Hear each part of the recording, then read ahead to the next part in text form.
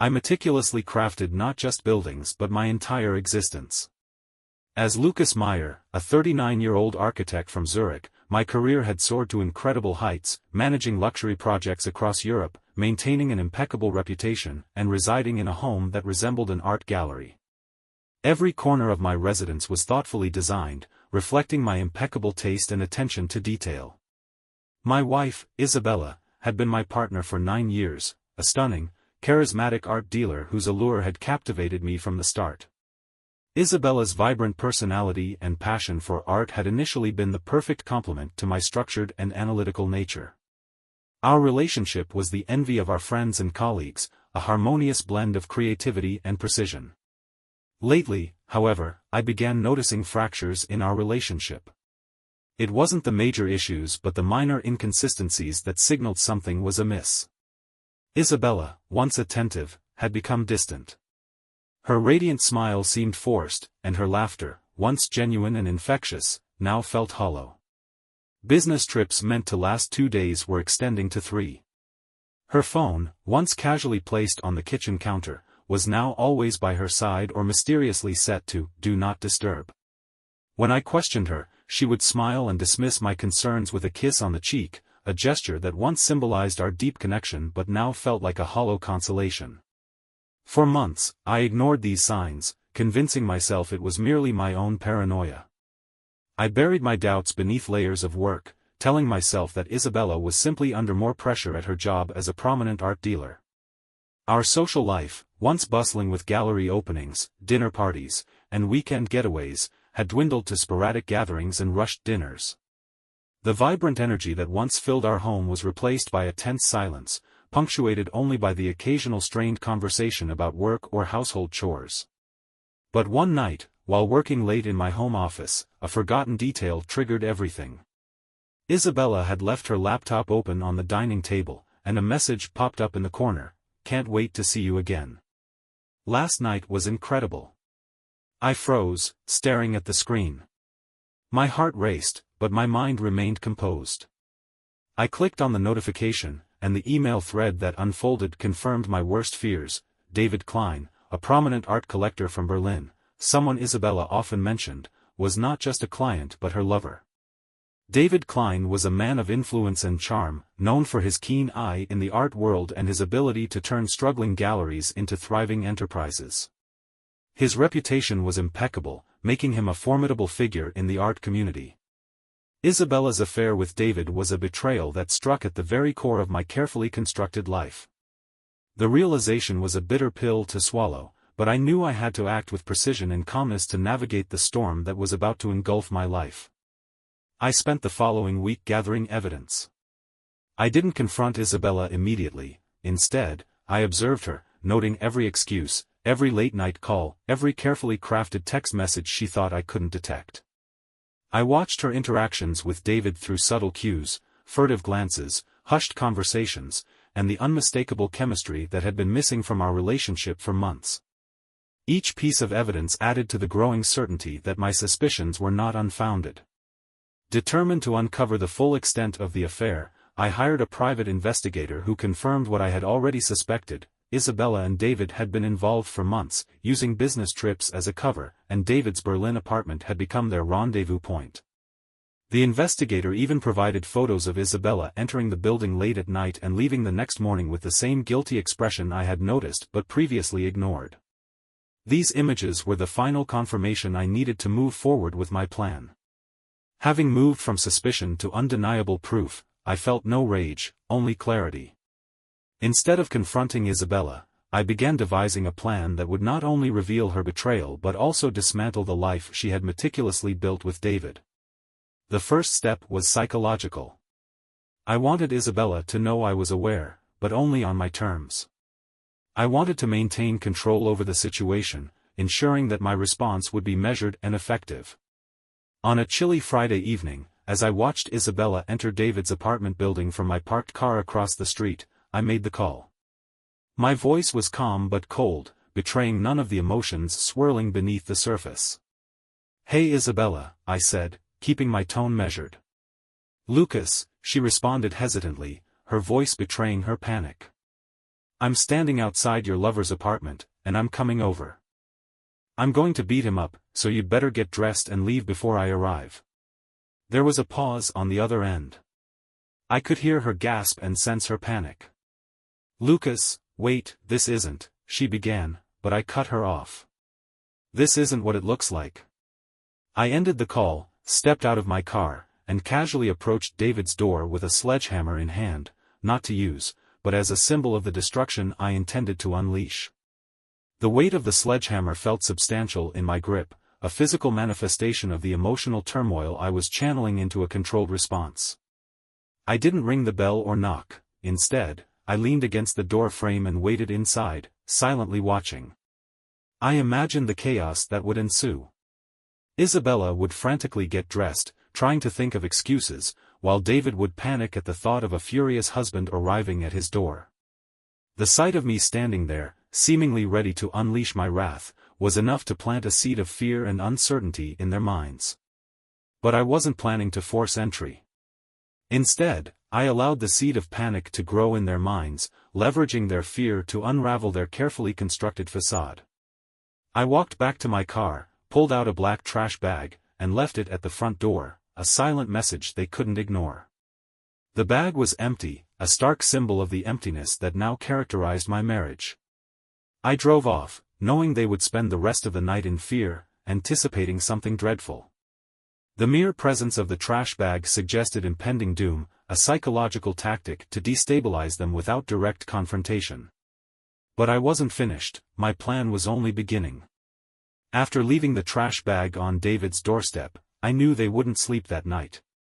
They would spend hours agonizing over what I might do next. That was the point. I wasn't going to smash down their door with a sledgehammer, I was going to let them destroy themselves. The uncertainty and fear would erode their resolve, leading them to make mistakes that would further expose their betrayal. The next morning, I received the first frantic message from Isabella. "Lucas, I know you're angry. Please, let's talk. It's not what you think. I made a mistake. Let me explain." I didn't reply. Silence was more powerful than words. Isabella had no idea how much I knew or what I would do, and the uncertainty was eating away at her. Her attempts to reach out only heightened her anxiety, as she struggled to maintain composure while grappling with the unraveling of her double life. Meanwhile, I turned my attention to David.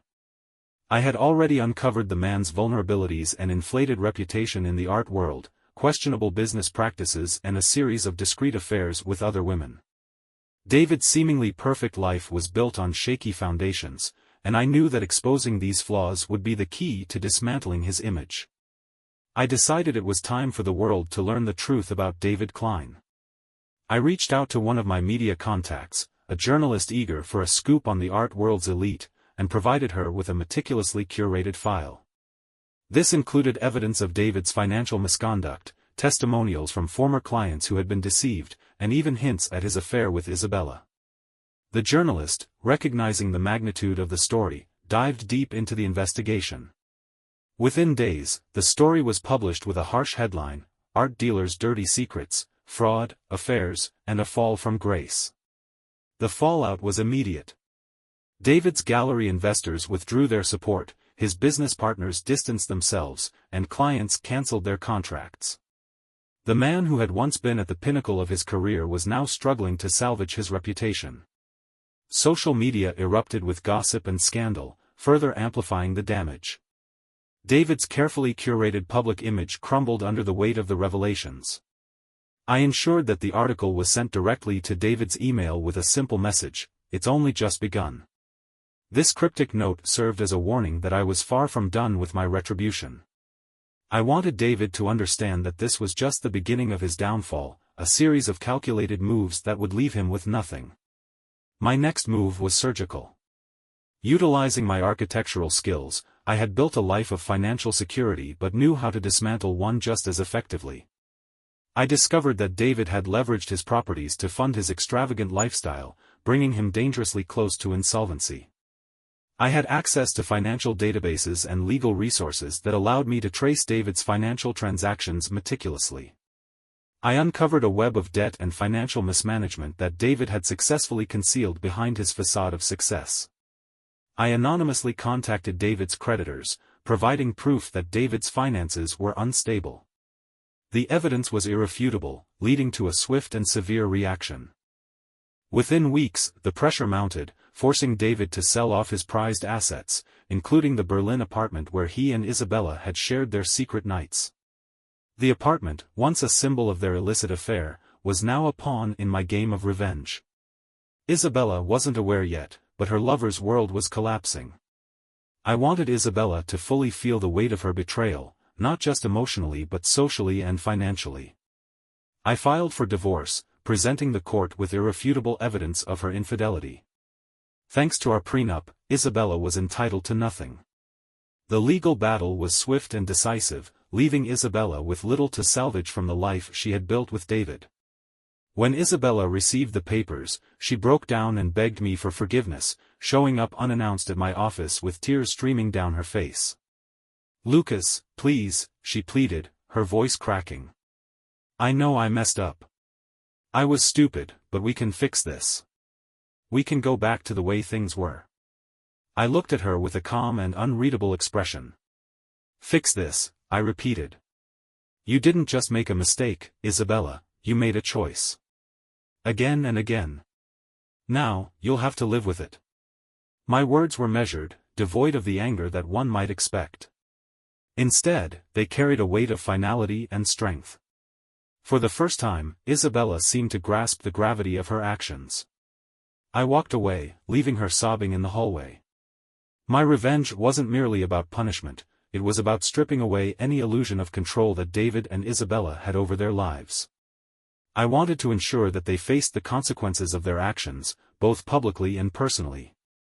My final move was both symbolic and devastating. I purchased the Berlin apartment that David had been forced to sell, the very apartment where my wife had betrayed me. I didn't need the property, it was a statement. It represented the complete takeover of David's domain, the reclaiming of what David had taken from me. Once the purchase was complete, I sent David a picture of the apartment's front door with a simple caption, "Mine now." This act was the culmination of my meticulous plan, symbolizing the total collapse of David's life. The message was clear: I had dismantled David's empire piece by piece, leaving him with nothing but ruin. David's response was predictable, a string of angry texts and threats, all of which I ignored. I had won, and there was nothing David could do about it. The destruction was thorough, and I had no intention of engaging further. The satisfaction of seeing my enemies fall was enough, but I knew there was more to be done to ensure their complete downfall. Months later, I had fully moved on. I sold the Berlin apartment at a profit and relocated to Milan, where I began designing a new luxury project, a boutique hotel that would become the centerpiece of my career. The project was ambitious, blending modern architecture with classic Italian elegance, and it quickly gained attention in the city's competitive market. I had no interest in revenge anymore. I had reclaimed my life, my dignity, and my peace. As for Isabella, she had fallen from grace. Without my support, she struggled to find work in the art world. Word had spread about her affair with David, and her reputation was irreparably damaged. Galleries hesitated to collaborate with her, and clients were wary of her credibility. The once charismatic art dealer found herself isolated, her professional network crumbling around her. The scandal had not only cost her career but also her self-respect and happiness.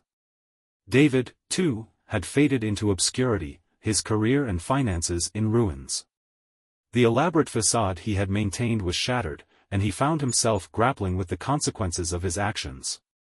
The loss of his apartment was symbolic of his entire life's collapse, a constant reminder of the choices that had led him to this point. One day, I received a letter from Isabella. It was an apology, a long, rambling plea for forgiveness. She admitted she had thrown away the best thing in her life and regretted every decision she had made. I read the letter, folded it neatly, and tossed it into the trash. Forgiveness isn't something you ask for, I thought. It's something you earn, and some mistakes can never be undone. The letter was a hollow gesture, a last attempt to salvage what was already irreparably broken. I knew that true forgiveness required time and genuine remorse, neither of which Isabella had demonstrated. Her actions had caused irrevocable damage, and some wounds were too deep to heal with mere words. Reflecting on my journey, I realized that my revenge had been a necessary step towards reclaiming my life. It had allowed me to confront the betrayal head-on, ensuring that Isabella and David faced the consequences of their actions. But more importantly, it had freed me from the shackles of anger and resentment, allowing me to focus on rebuilding and moving forward. My story is a testament to the power of resilience and strategic thinking in the face of personal betrayal. I transformed my pain into a calculated plan that not only punished my betrayers but also restored my own sense of control and dignity. My ability to remain calm and composed throughout the ordeal had been crucial, enabling me to navigate the complex emotions and challenges that came with discovering a spouse's infidelity. As I settled into my new life in Milan, I found solace in my work. The boutique hotel project became a symbol of my renewed purpose, a manifestation of my ability to create beauty in harmony even after experiencing profound personal turmoil. The success of the project brought me a sense of fulfillment, reinforcing the belief that I could overcome any obstacle with determination and clarity. In the quiet moments, I allowed myself to reflect on the events that had transpired. I acknowledged the pain and anger that had initially driven me but also recognized the growth and strength that had emerged from the experience. The journey had taught me valuable lessons about trust, forgiveness, and the importance of maintaining control over one's own destiny.